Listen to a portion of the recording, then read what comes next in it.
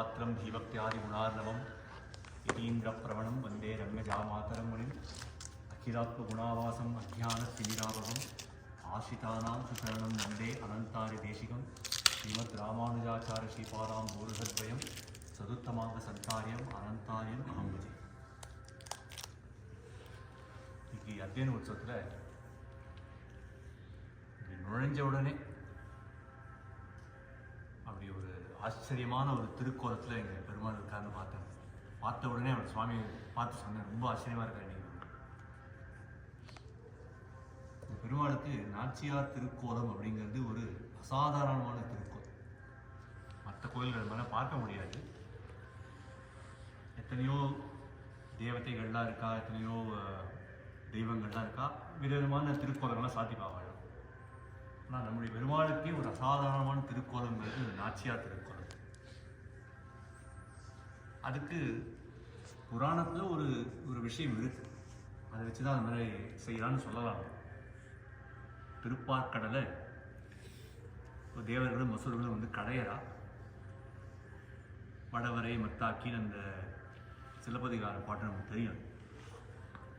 அந்த ஒரு பெரிய மலையை கொண்டு வந்து அதையே மத்தாக வைத்து வாசுகியை வச்சு கயிறாக வச்சு கட்டி இந்த பக்கம் தேவர்களும் அந்த பக்கம் அசுரரும் சேர்ந்து கடையச்சு அந்த மலையானது கவிழுது. அதற்கடியில் ஆமையாக பெருமாள் அங்கே வந்து அந்த மலையை தாங்கி பிடித்தார் அப்படின்னு ஒரு புராண சரித்திரம் இருக்கு. ஆனால் அந்த இடத்துல பெரிய திருமொழியில் திருமங்கையார் என்ன சொல்கிறாருன்னா, 1000 தோளால் அலைகடல் கடைந்தாயின்னு. இவாள்லாம் கடைஞ்சா மாதிரி ஒரு பேருக்கு தான் அது. இவா தான் என்னமோ கடைஞ்சா, பெருமாள் அடியில் வந்து பெருமாள் ஒரு சப்போர்ட் கொடுத்தாரு.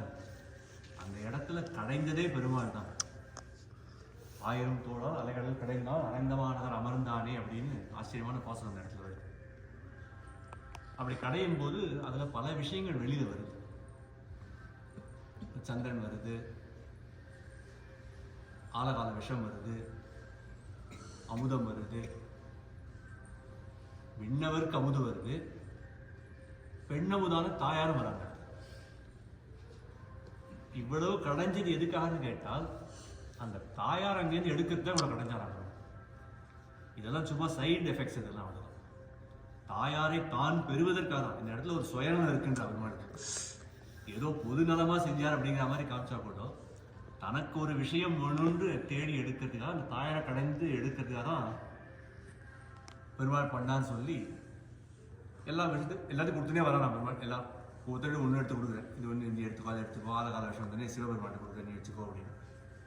இப்போ தாயார் பார்த்தாலும் ஐயோ எல்லாத்துக்கும் கொடுத்துட்டு நம்மளுக்கு எல்லாத்துக்கும் கொடுத்துருப்போம் சொல்லிட்டு ஓடி போய் தாமாரில் ஏறி உட்காந்துட்டாங்க. இவர் எங்கேயாவது எடுத்து கொடுத்துட போகிற நம்பிக்கை காட்டியாது. அப்படி பெருமாள் அந்த பண்ணும்போது அமுதம் வருது இல்லையா, இந்த தேவர்கள் அதுக்காக கிடையாது. அவளுக்கு அந்த அமிர்தம் வேணும். அவளுடைய பர்பஸ் அதுதான். அமிர்தமான பெருமாள் நின்றுட்டு இருக்காரு, அவர் விட்டுட்டான். என்ன சொல்லணும் அந்த இடத்துல, இதெல்லாம் எனக்கு தேவையில்லை, அமிர்தத்தை காட்டிலும் பரமாமிர்தமா இருக்கக்கூடிய நீர் தான் எனக்கு வேணும்னு யாரும் போய் நிற்குது. அவர் சைடில் இருக்கணும், நீ ஹெல்ப் பண்ணு, கொஞ்சம் வேலையெல்லாம் பண்ணு. எங்களுக்கு அமிர்தமான அந்த பெருமாள் கிட்ட இந்த சாதாரண அமிர்தம் எடுத்துட்டோம். நம்முடைய பூர்வர்கள் என்ன சொல்றாங்கன்னா, அது உப்பு சாறு அப்படிங்கிற. இந்த இடத்துல அமிர்தமா பெருமாள் இருக்கார், அதை விட்டுட்டு உப்பு சாறு எடுத்துக்கிறாங்க. கடைசியில் கடலை கடைஞ்சி அந்த ஒரு உப்பு சாறு வருது இல்லையா, அந்த ஒரு சாதாரண ஒரு அல்ப விஷயம் அது எங்களுக்கு வேணும்னு சொல்லி அதை வாங்கிக்கிறான் அப்படின்னு.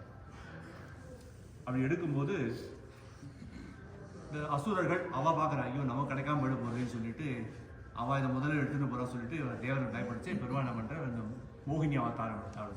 ஒரு பெண் உரு கொண்டு வந்து நான் கொடுக்குறேன் அப்படின்னு சொல்லி அவர் வஞ்சித்தார் அப்படிங்கிற வஞ்சனை செய்துட்டார் பெருமாள். அசுரர்களை வஞ்சித்து தேவர்களுக்கு அமிர்தம்லாம் கொடுத்துட்டார் அப்படின்னு ஒரு புராண ஒரு விஷயம் இருக்கு. அது இருக்கட்டும், அது ஒரு சாமானிய விஷயம்தான். ஒரு மோகினி ரூபம் எடுத்தார் அப்படின்னா அது என்ன முக்கியமான விஷயம் பாருங்கன்னா, ஒரு ஆழ்வார் ரொம்ப ஆச்சரியமான பாசம், திருவல்லிக்கணி பாசம் சொல்றாரு. வஞ்சனை செய்ய தாயுருவாகி வந்த பெய் அலறி மண் சேர நஞ்சவர் முலையூர். இந்த மோகினி அவதாரமோ இல்லை ஒரு பெண் உருவோ யாராவது ஏறிட்டு கொண்டான்னா ஏதோ ஒரு காரணத்துக்காக எடுத்துக்கிறான். இவ என்ன பண்றா, இவோ இந்த கூத்தனை அவளும் தான் ஒரு பெண் உருவ எடுத்துக்கலாம். அவ அவள் ஏற்கனவே ஒரு பொண்ணு தான், இருந்தாலும் ஒரு தாய் உருவத்தை எடுத்துன்னு வரா. அவங்க நான் ஒரு தாயாக வருகிறேன், இந்த குழந்தைக்கு நான் பால் கொடுக்குறேன்னு வரேன். சுவாமியோட நான் அப்படி பேசிட்டு இருக்கேன். ஒரு பட்டருக்கும் ஒரு நெஞ்சியருக்கும் ஒரு ஒரு சம்வாதம் ஏற்பட்டது. அதாவது கண்ணபிரான் தேவகிக்கு பிறந்தவர், இவ எடுத்து வளர்த்தவ தான் யசோதை. இந்த பூத்தனை வந்து கொன்ன உடனே அந்த குழந்தை அழுது அலறி உட்காந்துருந்துச்சு. அவன் ஓடி வந்து எடுத்து முளையை கொடுத்து தான் பால் கொடுக்குறாங்க. இடத்துல தான் பால் கொடுத்து குழந்தைய வந்து அழாதே அப்படின்னு நிறுத்துறாங்க. இப்போ நஞ்சியர் கேள்வி கேட்குறேன், பெத்தெடுத்தவள் தேவகி தானே, அவளுக்கு தானே பால் சுரக்கும், இவள் வளர்த்தெடுத்தவள் தானே, இவளுக்கு எப்படி பால் சுரந்தது? அதுக்கு பட்டர் சொன்னாரா, அவள் வந்தா பால் கொடுத்தா, இவன் வந்து பாலை சாப்பிட்டான், அவன் உயிர் எடுத்தான். அவள் போயிட்டா, இவன் குழந்தை அழுதுது பால் ஒன்றுன்னு, இவளுக்கு முதல்ல பால் சுரந்தது, இவன் எடுத்து கொடுத்தா குழந்தை சாப்பிட்டது, சரியா போயிடுது. இது நடுவில் உனக்கு எதுக்கு ஆராய்ச்சி அப்படி? அவளுக்கு பால் சுரந்தது, இவன் குடித்தான், நடுவில் உனக்கு எதுக்கு ஆராய்ச்சி அப்படின்னு. அந்த மாதிரி அவள் வந்து பால் கொடுக்கணும்னு ஒரு தாயா வந்து அந்த செவிலி தாய்ன்னு சொல்லுவாங்க. அதான் சுவாமி சொல்லுது, அவள் எப்படி பால் கொடுத்தாலும் அந்த செவிலி தாய் தான் பால் கொடுப்பாங்க இடத்துல அப்படின்னு சொல்லுவாங்க. ஒரு அடாப்டட் கிட்டாக இருந்தால் அந்த செவிலி தாய் தான் பால் கொடுப்பாங்க. இந்த செவிலி தாய் மாதிரி இவன் வந்திருக்காங்க. ஆனா இவன் என்ன கொடுத்தாள்? தாயா வந்தா கூட இவ கொடுத்தது விஷம். பெருமாள் அவர் புருஷோத்தம், அவர் பெண்ணே கிடையாது. ஆழ்வார் பாடுறார், ஆனல்லன் பெண்ணல்லன் அல்லா அலியும் அல்லன் அப்படின்னு. அந்த இடத்துல பட்டர்கிட்ட நெஞ்சை கேள்வி கேட்கிறேன். நெஞ்சையில் ஒரு தமிழன் கேள்வி கேட்டான். தமிழ் கேட்டான், ஆனல்லன் பெண்ணல்லன் அல்லா அலியும் அல்லன்னா அப்போ பெருமாளுக்கு குணமே கிடையாதா, ரூபமே கிடையாதா? எல்லா குணங்களும் மற்றவன் தானா பெருமாள்?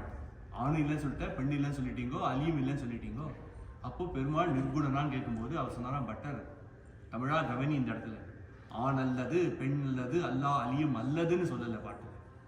ஆண் அல்லன் பெண் அல்லன் அல்லா அலியும் அல்லன்னு அன்விகிதி வருது எல்லா இடத்துலையும்.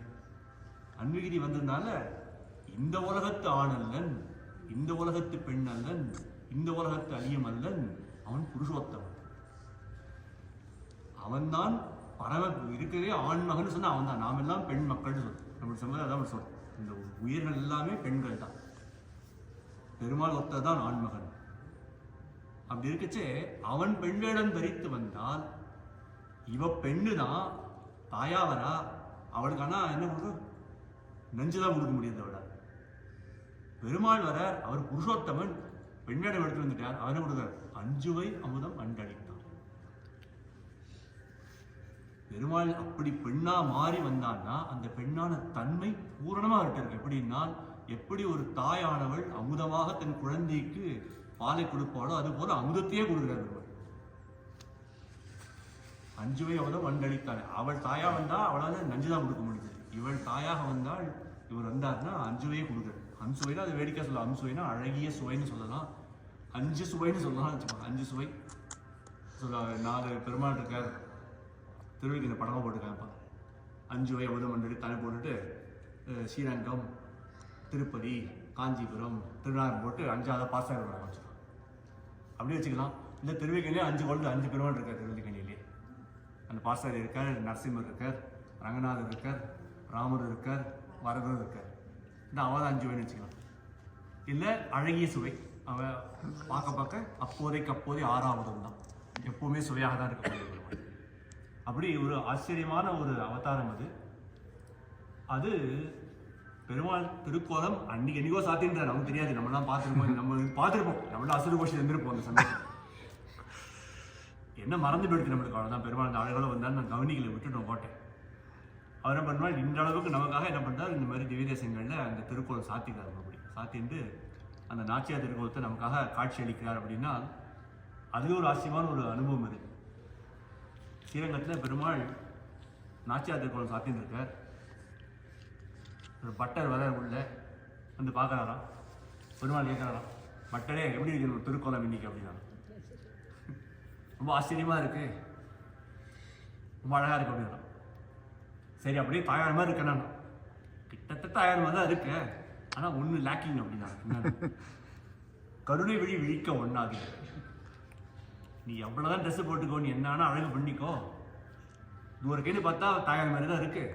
கிட்ட கொஞ்சம் கண்ணை மட்டும் பார்த்தா கண்ணில் வந்து ஒரு சுவாதந்திரியம் தெரியுது. அந்த ஒரு நம்ம சாமானிய வருஷம் திமிரு சொல்ல முடியாது. நான் தான் அப்படின்னு ஒரு அந்த செருக்கு தெரியாது. தாயார் கண்ணு அந்த செருக்கு தெரியாது. அவளும் நான் தான் நிற்க முடியும், ஆனால் நிற்க மாட்டான். அதுதான் தாய் உண்டு. நான் தான் தாயும் தாய் நீங்க சொல்லிக்க மாட்டேன், நான் தாண்டா அம்மா அப்படின்னு சொல்லிக்க மாட்டேன். அந்த தாய் அந்த ஒரு கருணை விழி இருக்கு இல்லையா, அந்த விழி உன்னால விழிக்க முடியாது. நீ எவ்வளவுதான் நீ கோலம் போட்டுனாலும் அழகு காமிச்சாலும் கண்ணு மட்டும் காட்டி கொடுத்துருது. ஒரு கடைசியில் சொல்ல கடைசியில் கண்ணு மட்டும் காட்டி கொடுத்து அப்படின்னா எல்லாத்தையும் ஏமாத்திடலாம், ட்ரெஸ் எல்லாம் பண்ணிட்டாச்சு, கண்ணு மட்டும் காட்டி கொடுத்துது. அது இங்கே என்ன வருது, அந்த தாயாருடைய கண்ணு உன்னால பார்க்க அந்த பார்வை அந்த கருணை மட்டுமே அவளை பார்க்குறான். அவன் நம்மளை பார்க்கும்போது பட்டரை பார்க்கும்போது கருணை மட்டும்தான் அவன் கண்டு தெரியுது. உன்னை பார்த்தா கருணையும் தெரியுது, சுவாதந்திரியும் தெரியுது. அதனால கருணை விழிக்க உள்ளாது. எப்படி இருந்தால் அது இருக்கட்டும். முக்கியமான விஷயம்னா அந்த திருக்கோலம் அவ்வளவு அழகாக அமைந்திருக்கிறதுன்னு ஸ்ரீரங்கத்தை சொல்லியிருக்கான். ஸ்ரீரங்கத்தை போய் சேவிக்கிறோட நம்ம இங்கேருந்து சேவிக்க முடியும். இந்த இடத்துல ஆச்சரியமா அதான் சொன்னீங்க. நுழைஞ்ச உடனே எனக்கு பட்டரை பார்த்தோன்னு சொன்னேன், சுவாமி ரொம்ப ஆச்சரியமா அலங்காரம். இன்னுமே பார்த்தா இவர் கண்ணை பார்த்தா எனக்கு கருணை விழிப்பதும் தெரியுது. ரொம்ப ஆச்சரியமான ஒரு அலங்காரம் சாத்தின்னு இருக்காரு பெருமாள் இன்னைக்கு. நம்ம முக்கியமான என்னன்னா அந்த அலங்காரம் எப்படி இருக்கணும்னா ஒரு ஆண்மகன் பெண்ணாக திருக்கோலம் சாத்தினிருக்கான்னு தெரியக்கூடாது. அப்படி சாத்திட்டு இருந்தான்னா அது சரியா வரலன்னு நான் சொல்றேன்.